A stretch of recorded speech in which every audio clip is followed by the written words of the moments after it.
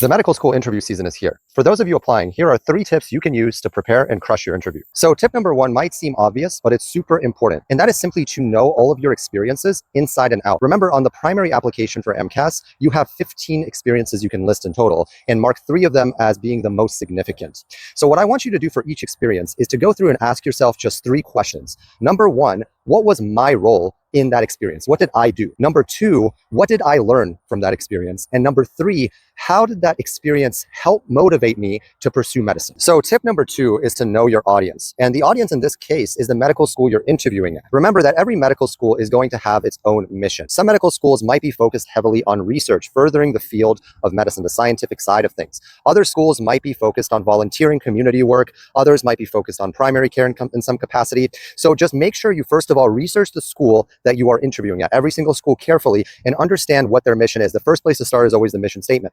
And then what I want you to do is practice answering common questions about your experiences and about your life in a way that shows that school, those interviewers, that your experiences have prepared you to further that school's mission. So my last tip for this video is to practice telling your story. No matter where you interview, you're going to get asked that famous question, why medicine?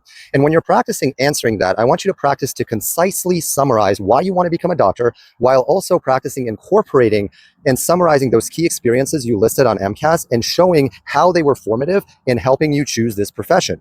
Now, another suggestion is, let's say you have research, you have community service, you have clinical experience. I want you to think about which of those experiences you should be highlighting when you're answering that question at a particular school. For example, some schools might be focused more on community service, on primary care. It's okay in that situation to mention your research, but it might be pertinent to highlight more and focus more on your community work, on your clinical work, and how those things were formative, and vice versa, of course.